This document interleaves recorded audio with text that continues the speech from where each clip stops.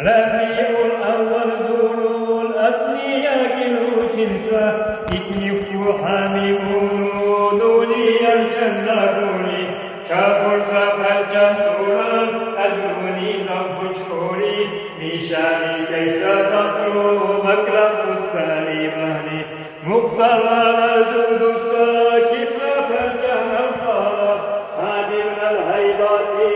الدانية كاشفوري gözlerine fotoğraflancu Gönlüğüm zivturi Sara hakkın beyni Bilirşim peşman kuri Nittil hamim uvavu Halkından zahir uvan Çağlarul tivnurdanul Beyraklardan bir şuri Habibullah muhanni Sevni zaleydik sadid Unu makçani Türkliği bişmeyni cahuri Aminetul Abdullah Ahmet Abdullah Çavuz Sa'ametru Halkun Zahir Kuli Muşrari Malaika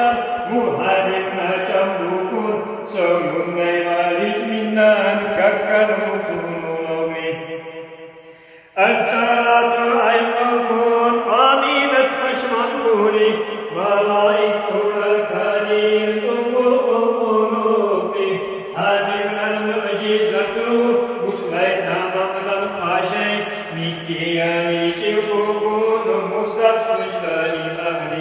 Allah'a hatanunu kasih masuk kuburi Sauni kissa hasbunu Khalamullan avcuni Sibus leyur vavkunu Munahrici kubun Allah'a hatanunu tasbihul leylaturi Mücahrayatu ummat Khasarhu avkunu Bayansa kalamreynu Qililunal jabuni Alam halkunal sayin Duniyan ukukun Merhaban Muhammadi Sina halkun fikri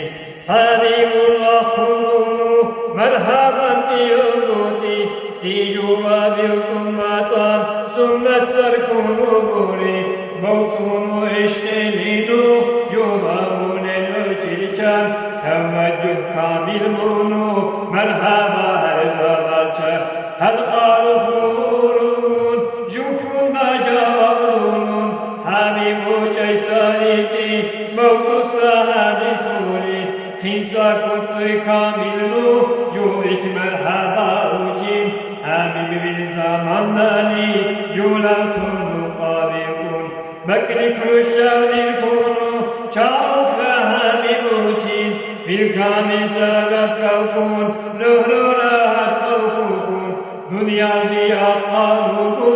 Uttavanumuti Merhaba gazabunu Öçindu ya habib Mevlaya salli ve sallim daimen abadan Ala habibika hayril halki kullihim Mevlaya salli ve sallim daimen abadan Ala habibika hayril halki kullihim Allahümme salli ve sellim ve